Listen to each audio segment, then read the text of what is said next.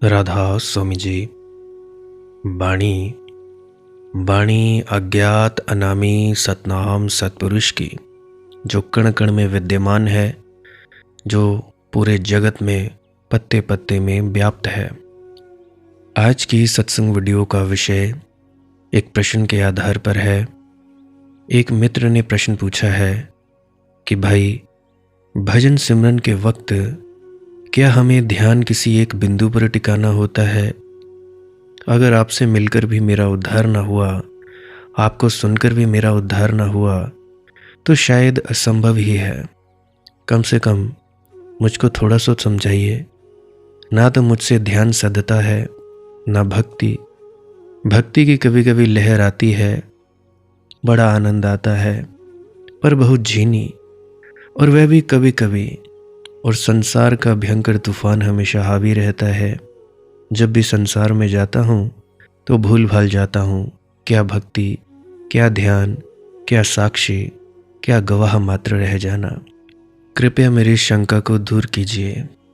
तो चलिए इसी विषय के संदर्भ में आज की सत्संग वीडियो आरंभ करते हैं। गुरु प्यारी सत्कारयोग सत्संगत जी, आप सभी के भीतर बैठे परमात्मा को मेरा प्रणाम। आप सभी के चरणों में मेरा प्रणाम स्वीकार करें। विनती करना चाहता हूँ, जो भी व्यक्ति गहरे ध्यान में उतरना चाहता है, अपने मन को काबू में करना चाहता है, काम क्रोध लोभ मोह अहंकार आदि वासनाओं से ऊपर उठना चाहता है, वो व्यक्ति इस वीडियो को पूरा अंत तक ज़रूर सुनिएगा। क्या पता आपकी ज़िंदगी बदल जाए। बाकी आपकी अपनी मौज है, आपकी अपनी दिली इच्छा है। तो अभी हम अपने मूल विषय की ओर बढ़ने जा रहे हैं। जैसा कि मित्र ने पूछा, ना तो मुझसे ध्यान सधता है, ना भक्ति। देखिए, ध्यान साधना होता है, भक्ति साधनी नहीं होती है। तुमने पूछा बिंदु पर टिकाना है ध्यान? नहीं। उसके पहले थोड़ा भक्ति के बारे में बताता हूँ। भक्ति की जो छोटी छोटी लहर आ रही है, उनमें डूबो, उनमें रस लो। तुम्हारे डूबने से लहरें बड़ी लगेंगी। दूर किनारे पर मत बैठे रहो, अन्यथा लहरें आएंगी और खो जाएंगी, और तुम अछूते के अछूते रह जाओगे। उतरो, लहरों को तुम्हारे तन प्राण पर फैलने दो। अगर छोटी छोटी लहरें आ रही हैं तो भरोसा रखो, लहरों में सागर ही आया है। छोटी से छोटी लहर में विराट से विराट सागर छिपा है। ध्यान साधना पड़ता है, ध्यान साधना है। भक्ति साधना नहीं है, उपासना है। भेद समझ लो। साधना का अर्थ है तुम्हें कुछ करना है। अभी जैसे तुमने कहा कि क्या किसी एक बिंदु पर टिकाना है। उपासना का अर्थ है तुम्हें सिर्फ परमात्मा को मौका देना है।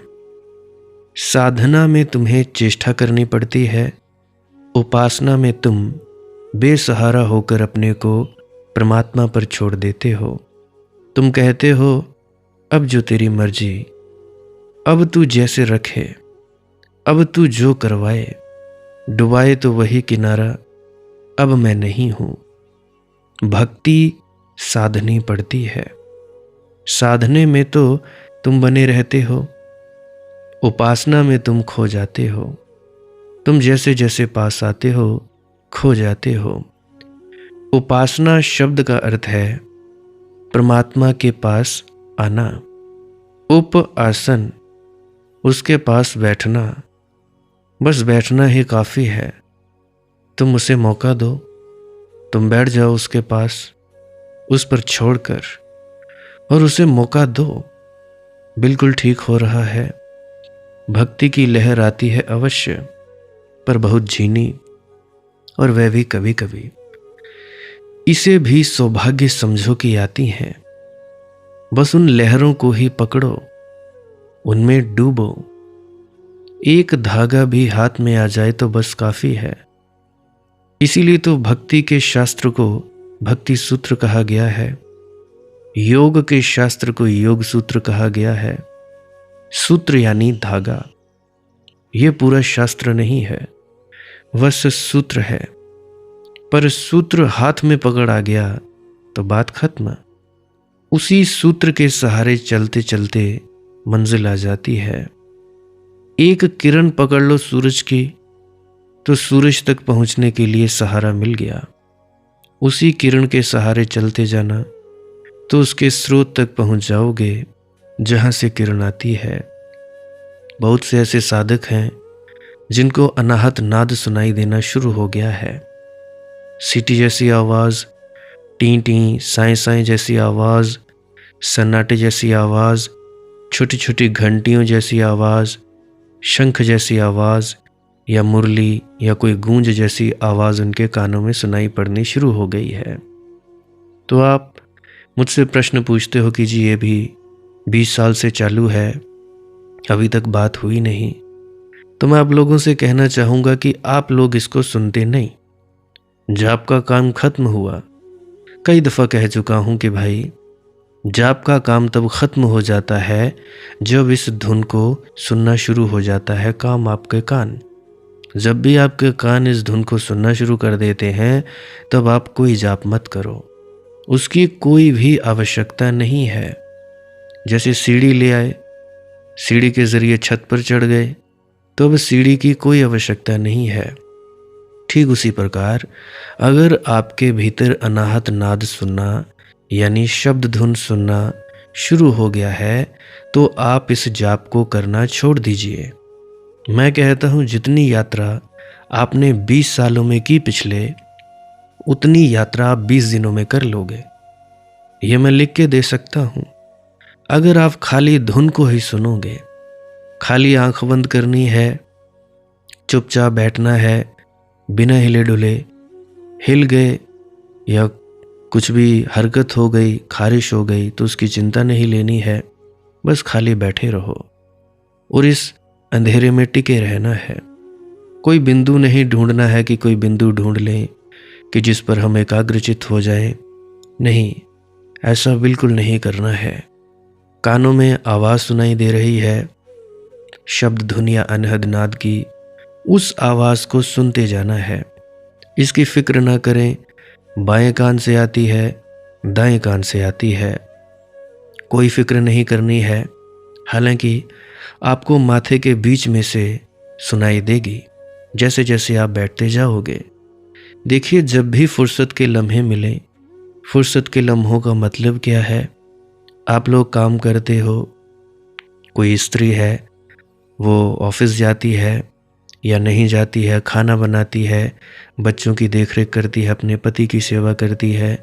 कोई पुरुष है वो अपना काम धंधा करता है, दुकानदार है, बाजार में है।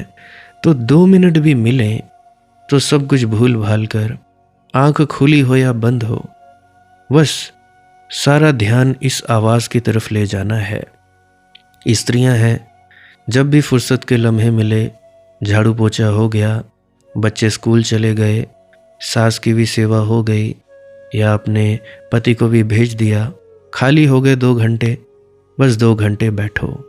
कोई स्त्री सिलाई कढ़ाई करती है, सिलाई करते वक्त 5-10 मिनट का आराम लो, विश्राम में बैठो और इस आवाज़ को सुनते रहो। चाहे सिलाई मशीन तुम्हारे सामने पड़ी हुई है, उससे क्या होता है, बैठे रहो और इस आवाज़ को सुनते रहो। और सांस क्रिया आपको बहुत ज़्यादा मदद देगी। जितने ज़्यादा गहरे और लंबे सांस लोगे उतना ही ज़्यादा तुम स्थिर होते चले जाओगे। जितना ज़्यादा शुद्ध ऑक्सीजन आपके भीतर जाएगी, उस ऑक्सीजन के साथ प्राण शक्ति भी आपके भीतर जाएगी, जिसके ज़रिए आप और चेतना की ऊंचाइयों को छूते जाओगे तो आपको मदद मिलेगी। परंतु ध्यान दें, जिस स्त्री के बच्चा होने वाला हो वो इस चीज़ को मत करें। वो खाली लंबे और गहरे सांस ले सकती है, वो भी धीरे धीरे, जोर ज़बरदस्ती नहीं। जैसा कि कहा जाता है कि नाक से सांस लो और एकदम से मुंह से छोड़ दो, वैसा नहीं करना है। जिनके बच्चा होने वाला है वो खाली लंबा और गहरा सांस लें बड़े हल्के हल्के से। और जो दिल के मरीज़ हैं वो भी इस तरह से कर सकते हैं। अगर बीपी की समस्या हो जाए तो इसको नहीं करना है। अगर आपके दिल में कोई दिक्कत है तब भी नहीं करना है। बस हल्का और गहरा सांस। जिनको बीपी की समस्या है, दिल की समस्या है, वो थोड़ा पैदल चलना शुरू करें आधे पौने घंटे के लिए। और उसके बाद जब भी फुर्सत के लम्हे मिलें खाली बैठो, आंख बंद करो और इस आवाज़ को सुनते चले जाओ। करना धरना कुछ नहीं है। आप लोग अपने ख्याल को टिकाने की कोशिश करते हो कि कहीं एक बिंदु मिल जाए वहाँ पे टिका दें। आप सोचते हो कि कोई गुरु की तस्वीर पे टिका लें। नहीं भैया, ऐसा नहीं करना है। आपने खाली इस अंधेरे में टिके रहना है और कुछ नहीं करना है। ना कुछ करने में बैठे रहना है। जो होता है होने देना है। कर्म करना ही नहीं है। कोई कर्म करने की कोई आवश्यकता आपको नहीं है। अब जैसे आप विचारों को रोकने की चेष्टा करते हो तो इस रोकने की चेष्टा में आप एक कर्म कर रहे हो, तो ये नहीं करना है। कोई विचार आ गया, उसको आप भगाने की चेष्टा कर रहे हो, तो इसको भगाने की चेष्टा भी एक कर्म है। मतलब अकर्म में आ जाना है, निष्क्रिय हो जाना है। अकर्म, बस खाली बैठो और देखते रहो एक दर्शक की भांति। बहुत से कहते हैं जी विचार बड़े आते हैं। आने दो भैया, क्या ले जाते हैं तुम्हारा, बस तुम देखते रहो। उन विचारों को अनदेखा करो, इग्नोर करते रहो। कोई लेना देना ही नहीं है। आए तो आए, जाए तो जाए। धीरे धीरे अपने आप ही विचार नीचे बैठ जाएंगे। परंतु जैसे ही विचारों से रोकने की चेष्टा की, उसी वक्त और विचार आ जाएंगे और जिसको आप मन कहते हैं वो सामने फिर से बादल घिराएंगे। तो इसीलिए मैं आपको कहता हूं कि ऐसी चीज नहीं करनी है। करना क्या है? कुछ करना ही नहीं है। सीधा और आसान रास्ता। चाहे धुन सुनती हो, चाहे धुन नहीं सुनती हो, अपने उससे कोई लेना देना नहीं है। धुन सुनती है तो बहुत शुभ बात है, नहीं सुनती है तो खाली आंख बंद करके या खुली आंख से बैठो, कुछ मत करो। ना कुछ करना, ना कुछ कहीं जाना, ना कोई विचारों को रोकना। अपने आप जो होगा सो होगा। आपका करना समाप्त हुआ, अब कुछ मत करो। मैं आपको कई दफ़ा कहता हूँ, परंतु फिर भी मुझे नहीं मालूम आप लोगों को मेरी बातें समझ में क्यों नहीं आती हैं। क्या पता शायद मेरे समझाने में दिक्कत है, मैं थोड़ा अनपढ़ मूर्ख किस्म का व्यक्ति हूँ, या शायद आपकी समझ बहुत ज़्यादा है जो मेरी अज्ञानी बातों को नहीं समझ पाते हैं। फिर भी मैं कोशिश करता हूँ। तो मैं कहता हूँ कि भाई ये एक छोटा सा धागा पकड़ लो, एक किरण पकड़ लो, सूरज की किरण को पकड़ लो तो सूरज तक पहुँचने के लिए सहारा मिल जाता है। उसी किरण के सहारे चलते जाना, इसी अनहद नाद धुन के सहारे चलते जाना, यही सच्चा गुरु है। इस गुरु की बात अक्सर सत्संगों में कही जाती है, तो तुम उसके स्रोत तक पहुंच जाओगे जहां से किरण आती है। मगर मन हमारा बड़ा लोभी है। वह कहता है जी कभी कभी आती हैं, ये भी कोई कम सौभाग्य है। एक बार भी जीवन में लहर आ जाए और तुम अगर होशियार हो, तुम अगर ज़रा समझदार हो, तो तुम उस एक ही लहर के सहारे उसके सागर को पालोगे। कभी कभी आती हैं, ज़रूरत से ज़्यादा आ रही हैं। तुम्हारी पात्रता क्या है, योग्यता क्या है, कमाई क्या है? कुछ भी नहीं है। उसकी अनुकंपा से आती होंगी, प्रसाद स्वरूप आती होंगी। मुझे याद है पहली दफ़ा जब अनहद नाद मुझे सुनाई दी तो मैंने क्या किया था। कोई साधना नहीं, कोई ध्यान नहीं, मेरी पात्रता कोई नहीं, मेरी योग्यता कोई नहीं, मेरी कमाई कोई नहीं, कुछ भी नहीं किया। फिर भी धुन सुनाई देने लगी। मैं इस खोज में लग गया कि भैया ये है क्या। और धीरे धीरे मुझे मालूम हुआ कि ये परमात्मा की तरफ से आवाज़ है, बुलावा है कि भैया आ जाओ अपने घर पे। और तब मुझे YouTube पे वीडियो मिली विजय शर्मा जी की, संत बाबा विजय वत्स जी की। उनकी वीडियो थी कि अनहद नाद क्या है, और उन्होंने बात बताया मुझे क्या बताया, वो तो वीडियो में बोल रहे थे कि अब तुम्हारा काम समाप्त हुआ। मैं सोच में पड़ा कि मेरा कोई काम था नहीं, मैंने कुछ किया नहीं, मेरी कोई पात्रता नहीं, मेरी कोई योग्यता नहीं। 19-20 साल का लड़का क्या ही कर दिया, कोई नामदान नहीं, कोई गुरु दीक्षा नहीं, कुछ नहीं, कोई कमाई नहीं। फिर भी तो मैंने कोई नाम जप नहीं किया भाई, और उसके बाद जब मैंने नामदान भी लिया उसके बाद भी मैंने कोई नाम जप नहीं किया। मैंने खाली इस धुन को ही सुना। अक्सर कहता हूँ, स्वामी जी महाराज कहते हैं, धुन सुनकर मन समझाई, कोट जतन से ये नहीं माने। तो मैंने इस चीज़ को अपनी निजी जिंदगी में प्रैक्टिकल रूप से किया है। तो जो मैंने निजी रूप से प्रैक्टिकल किया है पर्सनली, वही चीज़ें आपको बताता हूँ। तो भैया मेरी जिंदगी में ये सब हुआ। तो जब भी तुम्हारे भीतर अनहद नाद सुनाई देने लगे तो छोड़ दो ये जाप करना, उसकी कोई आवश्यकता नहीं है। ये है गुरु, शब्द स्वरूपी गुरु, ये धुन, ये गूंज, ये है भैया गुरु। तो भैया ये उसकी अनुकंपा से आती हैं, प्रसाद स्वरूप आती हैं। तुम्हारी कोई पात्रता नहीं है तो भैया धन्यवाद दो, शिकायत मत करो। शिकायत करोगे तो जो लहरें आती हैं वे भी धीरे धीरे खो जाएंगी, क्योंकि शिकायती चित्त के पास उपासना असंभव है। जितनी ज्यादा तुम्हारी शिकायत होगी उतना ही परमात्मा से फासला हो जाएगा। बिना शिकायत उसके पास बैठे रहो, धन्यवाद दो। मुझे कहानी याद आती है, एक मुसलमान बादशाह हुआ महमूद। उसका एक नौकर था, बड़ा प्यारा था, इतना उसे प्रेम था उस नौकर से, और उस नौकर की भक्ति भाव से, उसके अनन्य समर्पण से, कि महमूद उसे अपने कमरे में ही सुलाता था। उस पर ही एक भरोसा था उसको। एक दिन क्या हुआ, शिकार करके लौटते थे, रास्ता भटक गए, भूख लगी।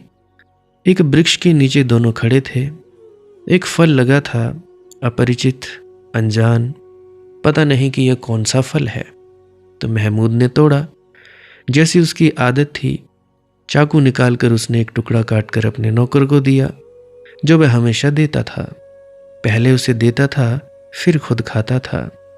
नौकर ने खाया, बड़े अहोभाव से कहा कि एक कली और दे दी। उसने फिर कहा एक कली और। तो 3 हिस्से वह ले चुका था, एक हिस्सा ही बचा। महमूद ने कहा अब एक मेरे लिए तो छोड़।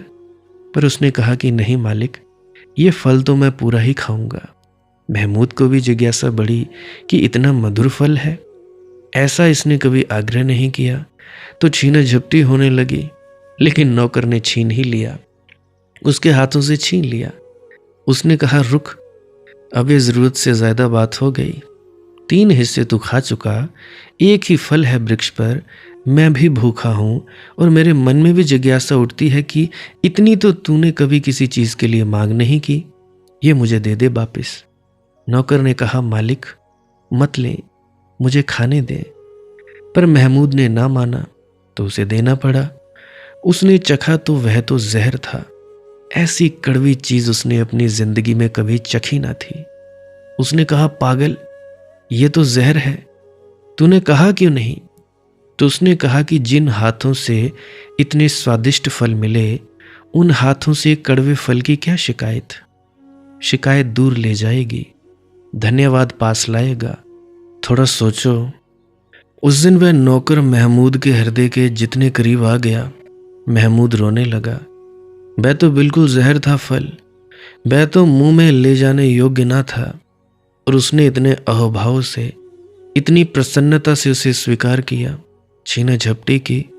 मैं नहीं चाहता था कि महमूद चखे, क्योंकि चखेगा तो महमूद को पता चल जाएगा कि फल कड़वा था। ये तो कहने का ही एक ढंग हो जाएगा कि फल कड़वा है, ना कहा लेकिन कह दिया, ये तो शिकायत हो जाएगी। इसलिए छीन झपटी की। जिन हाथों से इतने मधुर फल मिले, उस हाथ से कड़वे फल की क्या चर्चा करनी? ये बात ही उठाने की नहीं है। परमात्मा ने इतना दिया है कि जो शिकायत करता है वह अंधा है। थोड़ी लहरें आती हैं, उन लहरों में डूबो, और लहरें आएंगी। धन्यवाद। अनुग्रह का भाव, बड़ी लहरें आएंगी। एक दिन सागर का सागर तुम में उतर आएगा, एक दिन तुम्हें बहा कर ले जाएगा।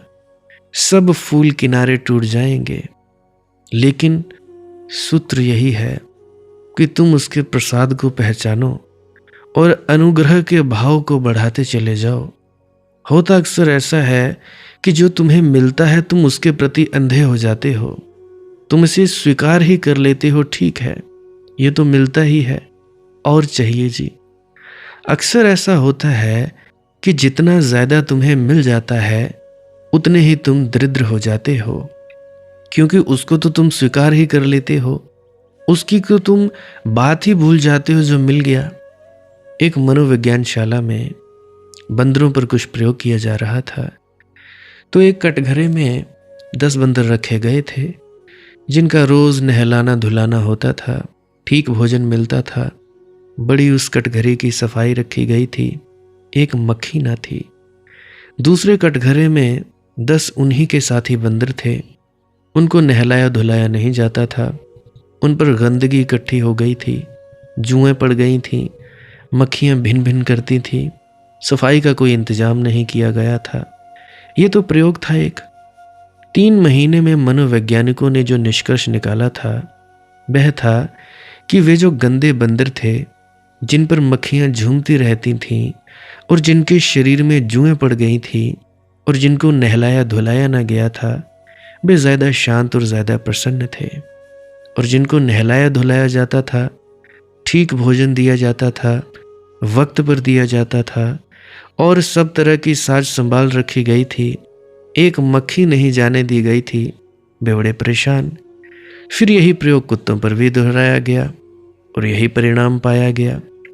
तो मनोवैज्ञानिकों ने यह निष्कर्ष निकाला कि जब तुम्हारी जिंदगी में बहुत परेशानी होती है तब तुम ज्यादा शांत होते हो, तुम परेशानी में उलझे होते हो, अशांत होने की भी तुम्हें सुविधा नहीं होती।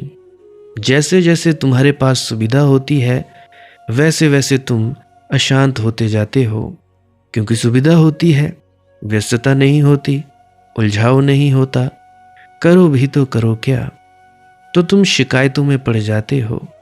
ये मेरा खुद का अनुभव है कि जिनके जीवन में भी ध्यान की थोड़ी सी झलक मिलती है वे और लालच से भर जाते हैं, जिनको नहीं मिली है वे उतने लालच में भरे नहीं हैं, वे ज़्यादा खुश मालूम पड़ते हैं। जिंदगी का उलझाव काफ़ी है, उन्हें स्वाद ही नहीं मिला तो लालच कहाँ से लगे। तुम गौर करो, गरीब आदमी को तुम ज़्यादा शांत पाओगे अमीर आदमी की बजाय। कारण साफ है, वही जो बंदरों के कटघरे में हुआ। अमीर को सब मिल रहा है, अब वह करे क्या, शिकायत ही करता है। मेरे भी मित्र हैं, मेरे से बहुत ज़्यादा है, कम से कम 10 गुना ज़्यादा पैसा कमाते हैं, और मुझे बस खाया कमाया, बस कमाया जितना उतना खाया, उतना उड़ा दिया, कुछ बचा सो दान भेंट कर दिया, मुझे कोई चिंता नहीं। मैं अपनी खुद की उदाहरण से ही समझता हूँ कि मैं उन लोगों से ज़्यादा शांत हूँ, क्योंकि कुछ है ही नहीं तो चिंता भी काहे की करनी। तो जो बाहर की अमीरी गरीबी के संबंध में सच है वही भीतर की अमीरी गरीबी के संबंध में भी सच है। अगर तुम्हें झलकें मिल रही हैं थोड़ी झीनी झीनी भी तुम कहते हो, वह भी तुम्हारी शिकायत चित है, तो उन्हें झीनी बता रहा है। कभी कभी मिलती हैं, चलो कभी कभी सही, कभी कभी भी तुम चाहते हो और कहते हो, वह भी तुम्हारा शिकायती चित्त है, उसमें भी लोभ है।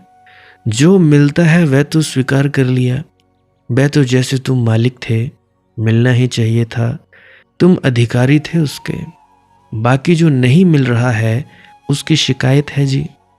तो तुमने भक्ति का राज नहीं समझा, तुम्हें उपासना की कला ना आई। जो नहीं मिलता उसकी बात ही मत उठाओ, वह बात उठानी अशिष्ट है, उससे असंस्कार पता चलता है। जो मिलता है उसकी बात करो, उसका गुणगान करो, उसकी महिमा गाओ, उसके गीत गुनगुनाओ, और तुम जल्दी ही पाओगे और द्वार खुलने लगे, तुम जल्दी ही पाओगे और नई हवाएं आने लगी, और नई झलकें मिलने लगी। जैसे जैसे आदमी को मिलना शुरू होता है कुछ, वैसे वैसे उसके पैर शिथिल होने लगते हैं। यह भी मन की प्रकृति समझ लेनी जरूरी है। तुमने कभी ख्याल किया, अगर तुम कहीं यात्रा पर गए हो, पदयात्रा पर, किसी तीर्थ यात्रा पर, जैसे जैसे मंदिर करीब आने लगता है वैसे वैसे पैर शिथिल होने लगते हैं। अक्सर ऐसा है। अक्सर तुमने देखा होगा या अनुभव किया होगा कि सामने मंदिर ऊपर है, उसके सामने जाकर यात्री सीढ़ियों पर बैठ जाता है। अब ज़्यादा दूर नहीं है मामला, अब 5 सीढ़ियाँ 10 सीढ़ियाँ चढ़नी है और मंदिर 10 मील चल आया, पहाड़ चढ़ाया, कभी बैठा नहीं, बीच में भी नहीं, ठीक मंदिर के सामने आकर बैठ जाता है। लगता है आ ही गए। मैंने देखा है, हमारे यहाँ वैष्णो देवी माता के यहाँ जाते हैं, बाबा बालकनाथ की यात्रा करते हैं लोग। अक्सर मैं उन लोगों के साथ गया तो मैंने ये देखा, मैंने बहुत बार देखा, कई दफ़ा देखा, इतनी दूर से यात्रा। परंतु जब मंदिर सामने जो इष्ट देव है उसकी मूर्ति है, एकदम से बैठ गए। लेकिन तुम मंदिर की सीढ़ियों पर बैठो या 1000 मील की दूर मंदिर से बैठो, फर्क क्या है? सीढ़ियों पर जो है वह भी मंदिर के बाहर है, 1000 मील दूर जो है वह भी मंदिर के बाहर है। और परमात्मा का मंदिर कुछ ऐसा है कि तुम बैठे कि चूके। ये कोई जड़ पत्थर का मंदिर नहीं है कि तुम सीढ़ियों पर बैठे रहे तो मंदिर भी वहां रुक रहेगा। ये तो चैतन्य मंदिर है। तुम बैठे कि चूके, तुम बैठे कि मंदिर दूर गया, तुम रुके कि खोया। सामने मंजिल है और आहिस्ता उठते हैं कदम, पास आकर दूर हो रहे हैं मंजिल से हम। भैया, जब भी तुम्हें लगे कि मंजिल करीब है, तुम खाली चुपचाप कुछ ना करने में बैठते रहना, चूकना मत। 5 मिनट के लिए ही बैठना, कोई जाप की आवश्यकता नहीं, कोई साधना नहीं, खाली बैठो। दीवार के साथ पीठ लगाओ या लेट जाओ, जैसे भी तुमको अच्छा लगे। कुछ कहते हैं जी कि जब हम लेटते हैं तब हमारी सूरत जल्दी से चढ़ जाती है, जब हम बैठते हैं तब नहीं होता। तो भाई लेट जाओ, क्या दिक्कत है? शरीर का कोई लेना देना थोड़े ना है, या शरीर के आसन का कोई लेना देना है कि इसी आसन से होगा। कोई भी आसन हो सकता है, किसी को कुछ पसंद है, किसी को कुछ पसंद है, किसी को कोई आसन अच्छा लगता है, किसी को कोई आसन अच्छा लगता है, किसी को लेट कर अच्छा लगता है। जैसा तुम्हें रुचे वैसा करो। तो सामने मंजिल है और आहिस्ता उठते हैं कदम, पास आकर दूर हो रहे हैं मंजिल से हम। सावधान रहना। जब ध्यान की लहरें उठने लगे, भक्ति की उमंग आने लगे, थोड़ी रसधार बहे, थोड़ी मस्ती छाए, तो 2 खतरे हैं। एक खतरा ये है, तो इस प्रश्न पूछने वाले ने पूछा है, वह खतरा ये है कि तुम कहो ये तो कुछ भी नहीं है और चाहिए जी, तो भी तुम दूर हो जाओगे। दूसरा खतरा ये है कि तुम कहो बस हो गया, पहुंच गई जी, और बैठ जाओ, तो भी तुम खो गए। मैंने कईयों को देखा है, अंदर हल्का सा प्रकाश का दर्शन हुआ, पहुंच गए जी। हल्का सा किसी दाढ़ी मूछ महात्मा वाले का दर्शन हुआ, पहुंच गए जी। नहीं भाई, मंजिल जिससे भी आगे है, छोड़ दो उसको भी। प्रकाश को देखने वाला जो है उसमें ठहरो। ये दाढ़ी मूछ वाला महात्मा ये भी माया है, हालांकि ठीक है, आनंद देती है ये छवि, इससे भी आगे चलो। मंजिल दर मंजिल, सीढ़ी दर सीढ़ी आगे बढ़ते जाओ और बैठना मत, रुकना मत, आनंद में ही मत डूबे रहना और आगे चलना और आगे बढ़ने की चेष्टा करना। फिर भी ध्यान में बैठते रहना, चाहे आनंद कितना भी घना हो। बैठने से मतलब कुछ न करना। तो मैं कहता हूं कि भैया रुकना नहीं। रुकने से मतलब कि छोड़ नहीं देना है, कि हमने कुछ न करना छोड़ देना है, कि अब हम कुछ करने लगे ना। तुमने खाली बैठते ही रहना है, चलते जाना है और शिकायत नहीं करनी है, चलते जाना है और अहोभाव से भरे रहना है, चलते जाना है और धन्यवाद देते रहना है। होंठों पर गीत रहे धन्यवाद का, और पैर रुके ना। धन्यवाद तुम्हारा रुकावट ना बन जाए। अक्सर ऐसा होता है कि शिकायती चलते हैं और धन्यवादी बैठ जाते हैं। दोनों खतरे हैं।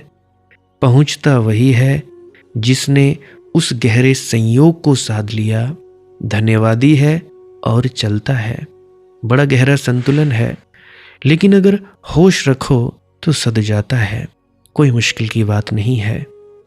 अगला प्रश्न पूछा गया है कि भाई, एक तो कहते हैं कि कर्मकांड से दूर रहना है, लौकिक और वैदिक कर्मों का त्याग करना है। फिर एक तरफ और भी कहा जाता है कि कर्म करते रहना चाहिए, विधिपूर्वक करते रहना चाहिए। मुझे ये बात समझ नहीं आती है कि करना क्या है और क्या नहीं करना है। एक तरफ तो कहते हैं जी कर्मों का त्याग करो, कर्मकांड को छोड़ो, है तो ये भी कर्म है क्योंकि ये हमारे वैदिक कर्म है। और दूसरी तरफ कहा जाता है जी कर्म को विधिपूर्वक कहो, कर्म तो करते रहना चाहिए। तो मुझे ये बात समझ आती नहीं मेरे भाई। ये विरोध कोई भी नहीं है, दिखाई पड़ता है। जो भी पढ़ेगा तत्क्षण कहेगा कि पहले तो कहा जी कर्मों का त्याग, कर्मकांड का त्याग, फिर कहते हैं जी करते रहना है।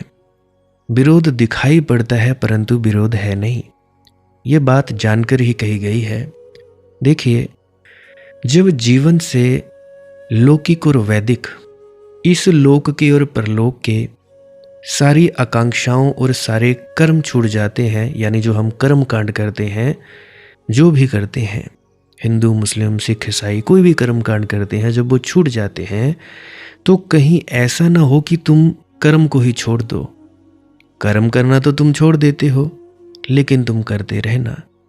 इसका अर्थ हुआ कि अब तक तुमने कर्ता की तरह किया था, अब एक एक्टर की तरह करोगे। फिर तत्क्षण विरोध खो जाता है। अब तक तुमने किया था कि मैं करता हूं, अब तुम एक एक्टर की तरह करना, एक अभिनेता की तरह करना। क्योंकि जिस विराट समूह के तुम हिस्से हो वह मानता है कि कर्म उचित है, इसका अभिनय करना है, तुम्हारे लिए इसका कोई मूल्य नहीं है। ऐसा ही समझो, जब हम शहर से आते हैं तो बाएं चलने लगते हैं। अगर हम जंगल में जाएं तो फिर बाएं दाएं का कोई हिसाब रखने की ज़रूरत नहीं। जंगल में तुम अकेले हो, बाएं चलो दाएं चलो बीच में चलो, आड़े टेढ़े चलना हो चलो, जैसा चलना हो चलो, क्योंकि वहाँ कोई पुलिस वाला नहीं खड़ा है, रास्ते पर कोई पट्टियाँ नहीं लगी हैं, वहाँ कोई और है ही नहीं तुम्हारे सिवाय। अगर जंगल में भी जाकर तुम बाएं ही बाएं चलो तो तुम पागल हो, फिर तुम्हारा दिमाग खराब है। क्योंकि बाएं चलने का कोई संबंध चलने से नहीं है, बाएं चलने का संबंध भीड़ में चलने से है। जब अकेले हो तब मुक्त हो। तो जो व्यक्ति भक्त की दशा को उपलब्ध हुआ अपने भीतर अपने एकांत में, तो सभी नियमों के बाहर हो जाता है। वहाँ ना तो कोई शास्त्र है, ना तो कोई नियम है, ना कोई रीति है, ना कुछ पाना है, ना कहीं आना है और ना ही कहीं जाना है। वह तो अपने भीतर परम अवस्था को उपलब्ध हो गया है। वह तो परमात्मा के साथ एक रस हो गया। भीतर जहाँ सब एकांत है वहाँ तो अद्वैत हो गया, वहाँ तो अनन्यता सद गई। लेकिन बाहर जब वह राह पर जाएगा तब बाएं चलेगा। कहीं ऐसा न हो कि जो तुमने भीतर अनुभव किया है तुम उसे बाहर भी थोपने की चेष्टा में न पड़ जाओ। इसलिए ऐसा कहा जाता है, उस व्यक्ति को कर्म विधिपूर्वक करने चाहिए, जानकर होशपूर्वक उन नियमों का पालन करना चाहिए। वे अभिनय होंगे, अब उनकी कोई अर्थवत्ता नहीं है। लेकिन अगर तुम अंधों के भी रहते हो तो अंधों के नियम मानो, अंधों के बीच में रहते हो तो उनके नियम मानने पड़ते हैं। अगर तुम अज्ञानियों के बीच रहते हो तो अज्ञानियों के नियम मानो। अब इसे थोड़ा समझने जैसा है। भारत में एक बड़ी प्राचीन धारणा है कि जब व्यक्ति ज्ञान को उपलब्ध हो जाए तो वह चेष्टा पूर्वक नियमों को वैसा ही मानता रहे जैसा पहले मानता था जब ज्ञान को उपलब्ध ना हुआ था। शायद यही कारण है कि भारत में महावीर, बुद्ध, पतंजलि, नारद, कबीर, किसी को भी जीसस जैसी सूली नहीं लगानी पड़ी, सूली पर नहीं लटकना पड़ा और न सुकरात जैसा जहर पिलाकर मारना पड़ा। इसके पीछे बहुत से कारणों में एक बुनियादी कारण यह भी है कि बुद्ध ने जो भीतर पाया उसे जबरदस्ती उन लोगों पर नहीं थोपा जो अभी उसको समझ भी ना सके थे। भीड़ से अकारण संघर्ष न लिया, भीड़ को फुसलाया, समझाया, जगाने की चेष्टा की, ऊपर उठाने के उपाय किए, लेकिन अकारण संघर्ष ना लिया। अभी थोड़ी देर पहले, अभी शाम के 6 बजे हैं, एक दादी का फ़ोन आया। कहते हम यहाँ पे आए थे आपको मिलने के लिए, परंतु आप मिले नहीं। मैंने कहा मुझे यहाँ कोई जानता नहीं और ना ही मुझे कोई ज़रूरत है।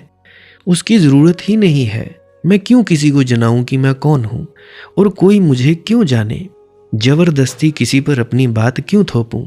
मेरे तो खुद के माता पिता को भी नहीं पता कि ये व्यक्ति पहले क्या था और अभी ये क्या हो गया है। कोई ज़रूरत ही नहीं बताने की।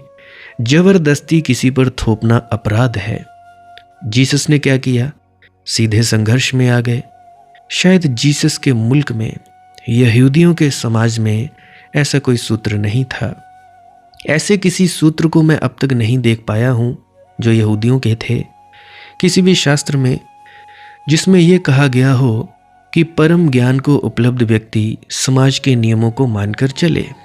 टकराहट स्वाभाविक हो गई, और जब टकराहट होगी तो एक बात पक्की है कि ज्ञानी तो एक है, अज्ञानी करोड़ हैं। भीड़ उनकी है, वे ज्ञानी को मार डालेंगे। ज्ञानी अज्ञानियों को तो ना उठा पाएगा, लेकिन अज्ञानी तो मिटा देंगे। तो भीड़ को मानकर चलना सिर्फ अपनी सुरक्षा ही नहीं है, क्योंकि ज्ञानी को अपनी सुरक्षा की क्या चिंता। भीड़ की मानकर चलना भीड़ पर करुणा है, अन्यथा भीड़ तुम्हारे विपरीत हो जाएगी। तुम उसे फुसला भी ना सकोगे, राजी भी ना कर सकोगे, तुम उसे दिशा भी ना दे सकोगे। ऐसा समझो कि तुम लोग मेरे साथ हो। तुम्हारी 99 बातें मैं मान लेता हूँ, तो तुम भी मेरी एक बात मानने को तैयार हो सकते हो, लेकिन मेरी एक तुम्हें बिल्कुल बर्बाद कर देगी। तुम जहाँ हो वहाँ से उखाड़ देगी, और तुम्हारी 99 मेरा कुछ बिगाड़ने वाली नहीं है। तुम्हारी 99 बातें मेरे लिए अभिनय होंगी, मेरी एक तुम्हारे लिए जीवन क्रांति हो जाएगी। तो यही बात है भाई, सीधी सीधी बात। इसलिए मैं तुम लोगों की बात सुन लेता हूँ। कभी कभी मैं नाराज़ भी हो जाता हूँ कि ये कोई वक्त है कॉल करने का, ये कोई अध्यात्म की बात है। तो मैं देखता हूँ कि भाई कितने टिकते हो, कहाँ तक चलते हो। कुछ तो जो कच्चे कच्चे हैं वो चले जाते हैं, जो ठहरे रहते हैं, टिके रहते हैं, उनको अनहदनाद चालू हो गई, आनंद में रहते हैं, मस्ती में रहते हैं। और उनका कहना है कि भैया बेटा कहीं आने जाने का जी नहीं करता, कोई ज़रूरत नहीं, हम बस अपनी मस्ती में ही रहते हैं। अगला प्रश्न, भक्ति में अनन्यता और दर्शन का अद्वैत क्या है? क्या इनमें भेद है या एक ही बात है? भाई अर्थ तो वही है, लेकिन स्वाद में बड़ा भेद है। अनन्यता में रस है, अद्वैत बड़ा रूखा सूखा शब्द है। अद्वैत तर्क का शब्द है, अनन्यता प्रेम का। अद्वैत कहता है दो न रहे। अद्वैतवादी क्या कहते हैं कि परमात्मा दो नहीं है, ये कहते हैं, तो उसको कहते हैं अद्वैत। बात तो वे एक ही की कहते हैं, लेकिन दो ना रहे, इसमें बड़ा तर्क है। अद्वैत ये भी नहीं कहता कि एक हो गए, लेकिन एक कहने से दो का ख्याल आ जाता है। एक में दो का ख्याल रहे, इसलिए अद्वैत। क्या हुआ? इसमें संबंध में बात नहीं की जा रही है। अनन्यता बड़ा प्यारा शब्द है। दूसरा ना रहा, अनन्य का अर्थ है। अन्य अन्य ना रहा, अनन्य हो गया। दूसरा ना रहा, एक हो गया। अद्वैत से ज्यादा है ये बात। इसमें थोड़ा रस है और अद्वैत में नहीं है। अद्वैत गणित और तर्क का शब्द है, अनन्यता प्रेम और काव्य का शब्द है। अद्वैत पर किताब लिखनी हो तो रूखी सूखी होगी, अनन्यता पर किताब लिखनी हो तो काव्य होगा, तो गीत होगा। अनन्यता प्रकट करनी हो तो नाचकर प्रकट हो सकती है। जैसे नर्तक नृत्य से एक हो जाता है, ऐसा अनन्य जैसे संगीतकार गाकर एक हो जाता है। तो अनन्यता प्रकट करनी हो तो मस्ती से प्रकट होगी। अद्वैत प्रकट करना हो तो मस्ती की कोई जरूरत नहीं। नृत्य को बीच में लाने के बाधा पड़ेगी। सीधे तर्क के नियम काफी हैं। इसीलिए वेदांत के शास्त्र बड़े रूखे सूखे हैं, मरुस्थल हैं। अगर तुमने पढ़े होंगे, किसी को पता होगा, वे भी परमात्मा के ही शास्त्र हैं, क्योंकि मरुस्थल भी परमात्मा के ही हैं। लेकिन वहाँ हरियाली नहीं उगती, वहाँ फूल नहीं लगते और पक्षियों का कोई कलरव नहीं होता। झरनों का कलकल नाद वहाँ नहीं है। राह से गुजरोगे तो मरुस्थल में भी खजूर के पेड़ मिल जाते हैं, वे भी वेदांत में न मिलेंगे। इसीलिए वेदांत ने एक बड़ा रूखा सूखा शास्त्र दिया है। इसलिए वेदांती तर्क करते रहे, खंडन मंडन करते रहे, शास्त्रार्थ करते रहे। भक्त नाचा, उतना समय उनमें इसमें ना गवाया। चैतन्य नाचे, ले लिया तंबूरा, गांव गांव नाचे, नहीं किया कोई वाद विवाद। मीरा नाची, पग घुंघरू बांध नाची, के पग घुंघरू बांध मीरा नाची रे। कोई विवाद नहीं किया। विवाद में कहाँ वह स्वाद जो पग घुंघरुओं में है। विवाद में कहाँ वह स्वाद जो वीणा की झंकार में है। अगर तुमने वीणा वादक को कहीं सुना, तुम YouTube पे सर्च करना वीणा, साउंड ऑफ वीणा, वीणा की धुनकार सुनना, शास्त्रीय कलाकारों को सुनना। सर्च करना YouTube पे classical music, pure classical music. जो व्यक्ति आनंदित है, थोड़ा भीतर जाता होगा, वो तो ठहर जाएगा। जो नहीं ठहरता होगा, जो डम डम वाले संगीत सुनता होगा, उसके लिए वो मुश्किल है, वो न ठहर पाएगा। तो विवाद में कहाँ स्वाद जो वीणा की झनकार में है। और जब इतने मधुर उपाय उपलब्ध हों तो क्या तर्क जैसा रूखा सूखा उपाय खोजना। मीरा बरसी, जिसने देखा वह डूबा, जो पास आया वह भूला। विस्मृत किया अपने को, एक डुबकी लगाई, कुछ लेकर गया। चैतन्य के जीवन में तो दोनों घटनाएं हैं, क्योंकि पहले वे बड़े तर्कशास्त्री थे, न्यायविद थे, और एक ही काम था उनके जीवन में, विवाद। उन जैसा विवादी नहीं था। बंगाल में उनकी बड़ी ख्याति थी, बड़े बड़े पंडितों को उन्होंने हराया। लेकिन धीरे धीरे एक बात समझ में आई, पंडित हार जाते हैं, वे जीत जाते हैं, लेकिन भीतर कोई रसधार नहीं बह रही। इस जीत को भी इकट्ठा करके भी क्या करेंगे। ऐसे जीवन बीता जाता है। ये प्रमाण पत्र इकट्ठे करके क्या होगा कि कितने लोगों को जीत लिया और कितने लोगों को तर्क में पराजित किया। ये तर्क के जाल से क्या होगा। तो एक दिन होश आया कि ये तो समय को गंवाना है। फिर उन्होंने सब तर्क छोड़ दिए, शास्त्र नदी में डुबा दिया, ले लिया मंजीरा और नाचने लगे। तब उन्होंने किसी और ढंग से लोगों को जीता, तर्क से नहीं जीता, प्रेम से जीता। तब उनके चारों तरफ एक अलग ही माहौल चलने लगा। उनकी हवा में एक और गंध आ गई। जहां उनके पैर पड़े वही विजय यात्रा हुई। जिसने उन्हें देखा वही हारा। लेकिन इस हार में कोई हराया ना गया। इस हार में कोई अहंकार ना था जीतने वाले का। इस हार में हारने वाले को कोई दर्द ना हुआ। ये प्रेम की हार थी, जो कि जीतने का एक ढंग है।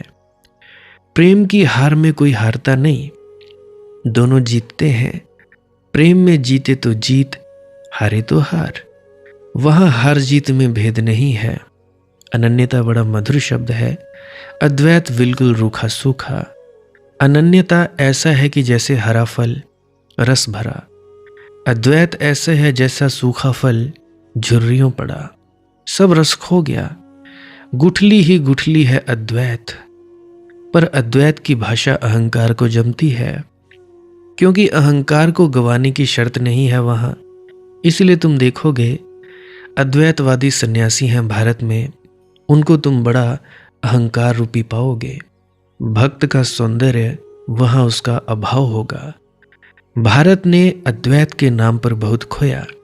भारत अकड़ा अद्वैत के कारण, अहंकारी हुआ, दंभ बढ़ा, शास्त्र बढ़े, तर्कजाल फैला।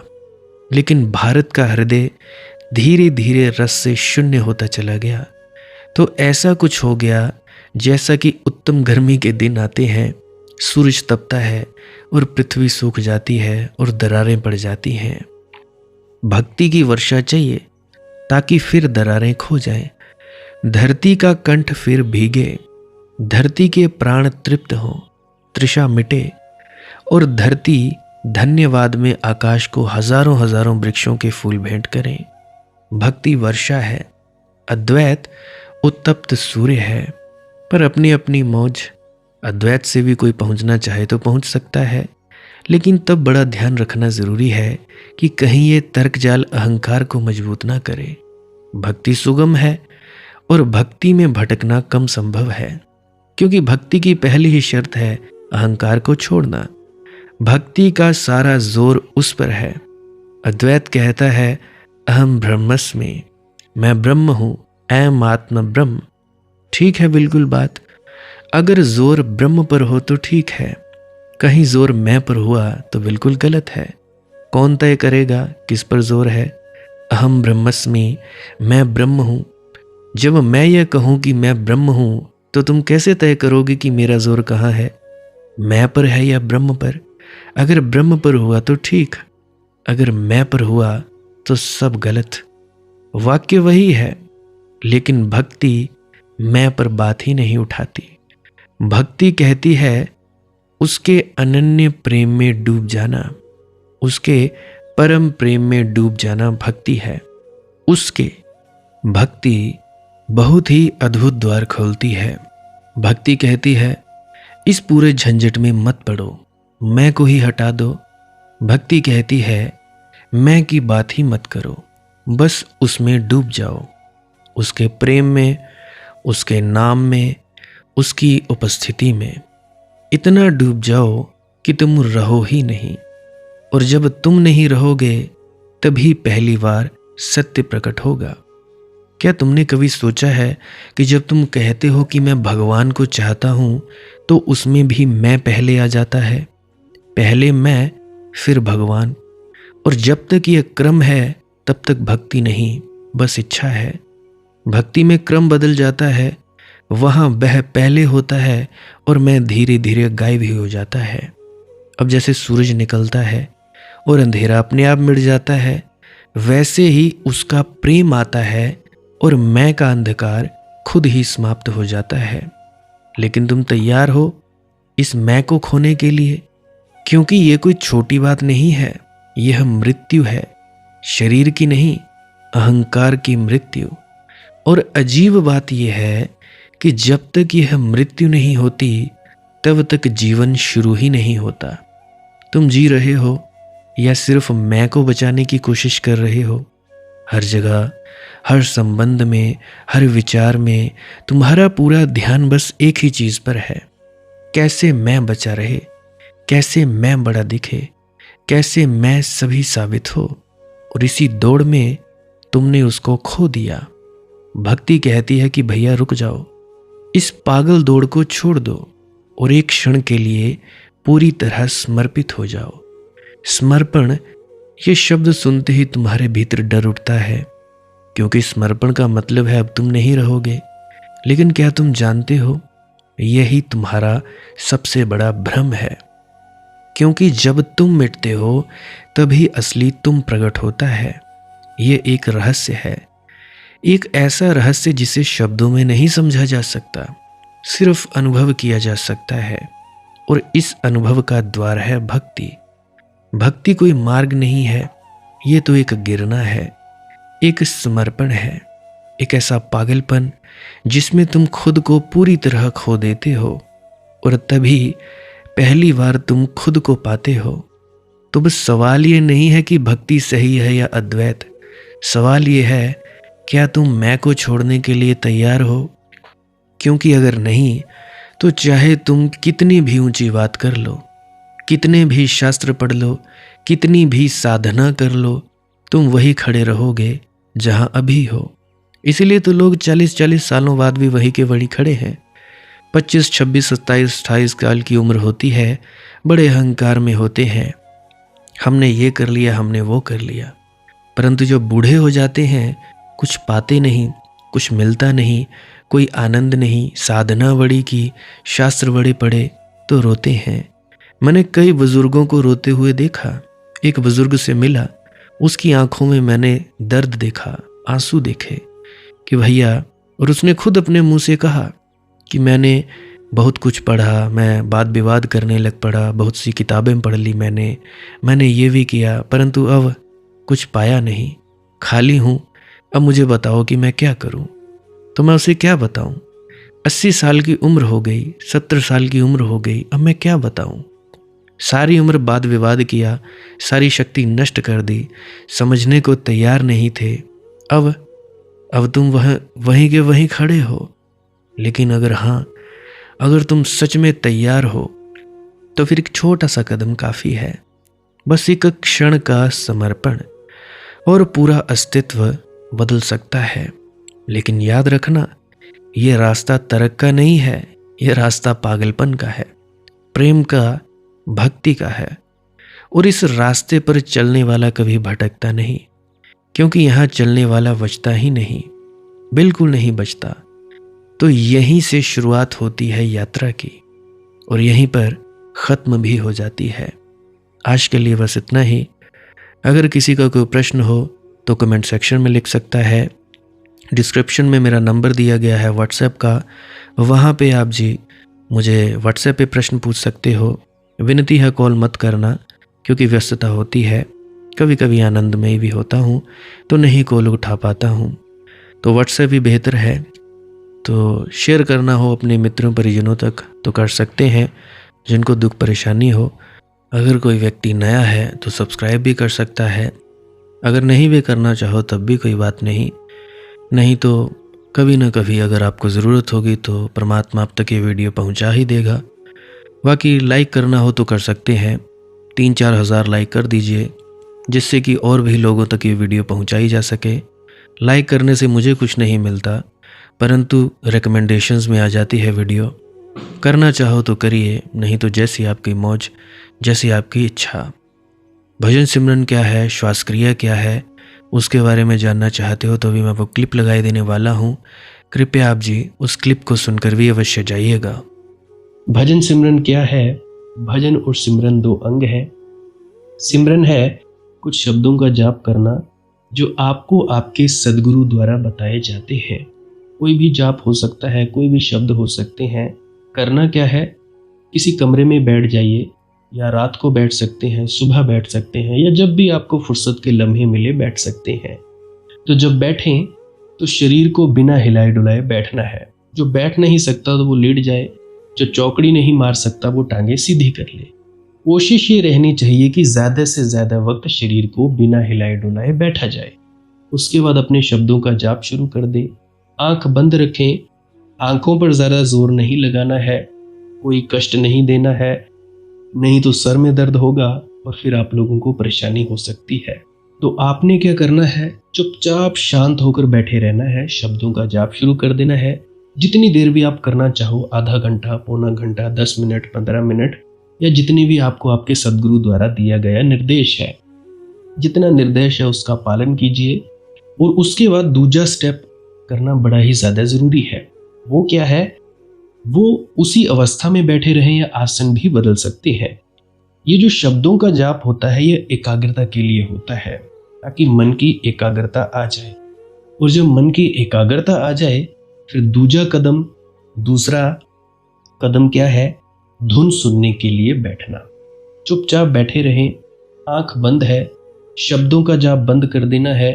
और अगर कोई भी आपके गुरु महाराज है, उनको आप स्मरण कर रहे थे, याद कर रहे थे, आंखों के सामने शक्ल ला रहे थे, तो उसको लाना बंद कर दीजिए। शब्द धुन सुन रही है तो सुनते रहिए। आंख बंद करके अंधेरे में ही टिके रहें। टिके रहना है और ये इच्छा नहीं करनी है कि कुछ दिखे, कहीं पहुंचा जाए, परमात्मा को पाना है, ये करना है, वो करना है। याद रखें, ना कुछ समझना है, ना कुछ देखना है। ऐसे ही अज्ञानी होकर इसी अंधेरे में पड़े रहें। इसी अंधेरे में पड़े रहना है बस। उसके बाद जो होगा सो होगा। और अगर कोई अनुभव हो भी गया तो इससे ये नहीं कि अगली बार फिर से कामना करनी है कि ये वैसे ही हो। कामना ही सबसे बड़ी अड़चन है, इच्छा ही सबसे बड़ी अड़चन है, किसी चीज की तृष्णा करना ही सबसे बड़ी अड़चन है, मांग ही वासना है। अगर परमात्मा चाहिए तो कुछ नहीं मांगना है, चुपचाप बस बैठो, अपने आराम में बैठो, अपने विश्राम में बैठो। धीरे धीरे धीरे वो होगा जो होना चाहिए। अगर मैं ज़्यादा बोलूँगा तो आप लोग फिर से उसकी कल्पना कर लोगे कि जी ऐसा होता है, खंड ब्रह्मांड ऐसे होते हैं, चांद तारे दिखेंगे, फलाना ढिकाना। तो मैं ऐसा नहीं कहूँगा। मैं बस इतना कहूँगा, जो कुछ दिखता है, कुछ भी दिख जाए, वो मन है, वो माया है। जो नहीं दिखता वही आत्मा है, वही आत्मा में होना है। अब जैसा कि तुम लोग इसी अंधेरे में टिके रहोगे, टिके रहोगे, टिके रहोगे, तो कुछ दिनों के बाद या महीनों के बाद एक प्रकाश आएगा। वो प्रकाश पूरे शरीर में फैलता जाएगा और धीरे धीरे तुम इस प्रकाश के सहारे अपने आप में स्थित होगे। अब देखो, इस प्रकाश को देखने वाले भी तुम हो और इस शब्द धुन को सुनने वाले भी तुम हो। अब जो ये शब्द धुन को सुनता है और प्रकाश को देखता है, ये तुम हो। तो अपने आप में स्थित होना है, अपने आप को जानना ही सच्चा आत्मज्ञान है। खुद को जानना, खुद को जान लिया, मालिक को फिर जान जाओगे। तो इतनी सी प्रक्रिया है। और आगे आप श्वास क्रिया भी कर सकते हो। ये मुझे बताई गई थी विजय शर्मा जी द्वारा। वो एक उच्च कोटि के संत हैं, तो उन्होंने मुझे बताई। अब मेरा फर्ज बनता है कि आप सभी को बताऊं। वैसे तो मैं रोज रोज बताता हूं, फिर भी आज फिर से बता रहा हूं। श्वास क्रिया क्या है? नाक से सांस लेना है, मुंह से छोड़ना है। लंबा सांस लेना है नाक से और मुंह से छोड़ देना है। 15 मिनट करें, 20 मिनट करें, आधा पौना घंटा, जितनी देर भी आप कर सकते हो करें। करने के बाद करना कुछ नहीं है, चुपचाप आंख बंद करके बैठ जाना है। लेट सकते हो तो लेट सकते हैं, वो आपकी अपनी इच्छा है। नींद आ जाए तो सो जाना है, शरीर को कष्ट नहीं देना है। अगर सर घूमे घूमने देना है, अगर आपका शरीर कांपे तो कांपने देना है। उसकी आपने दिक्कत, परेशानी और चिंता नहीं लेनी है, ये सब होता ही है। और मरने से डर लगे तब भी नहीं डरना है, ये होता ही है। क्या कहा मैंने? 15 से 20 मिनट कर सकते हैं, उसके बाद चुपचाप बैठें और अपने भीतर अपने आप उतर जाओगे। ठीक है जी। प्रेग्नेंट लेडीज़ बिल्कुल ना करें, जिनको दिल की बीमारी है या गोलियां वगैरह खाते हैं वो भी बिल्कुल ना करें, और बाकी सब कर सकते हैं। जिनको नींद नहीं आती वो अवश्य करें, और जिनको थोड़ा डिप्रेशन रहता है वो भी अवश्य करें, और जिनके बच्चे थोड़े पढ़ाई में कमज़ोर हैं वो भी ज़रूर करें। बाकी आपकी मौज है, करना हो करिए, नहीं तो आपकी अपनी अपनी इच्छा है। और ध्यान दें, जब सिमरन करें तो उसके बाद सीधा भजन पे बैठें, और जब ये श्वास क्रिया करें तो इसके बाद सीधा भजन के लिए बैठें। अलग अलग प्रक्रियाएं हैं। एकाग्रता के लिए है श्वास क्रिया और एकाग्रता के लिए ही है भजन सिमरन। सिमरन भी एकाग्रता के लिए और श्वास क्रिया भी एकाग्रता के लिए। ठीक है, मिक्स नहीं करना है, अलग अलग करिए। अगर श्वास क्रिया करी तो उसके बाद सीधा धुन सुनने पर बैठें। अगर सिमरन के शब्दों का जाप किया उसके बाद फिर से धुन सुनने पर बैठें। बाकी आपकी अपनी मौज है, जो आपको रुचे वो कर सकते हो। अगर धुन सुनने लगे तो धुन सुनने पर ही डायरेक्ट बैठा जाए, परंतु श्वास क्रिया मत छोड़ना, क्योंकि श्वास क्रिया करने से शारीरिक, मानसिक और आध्यात्मिक लाभ मिलता है। बाकी आप कीजिए, आपकी मौज है। राधा स्वामी जी।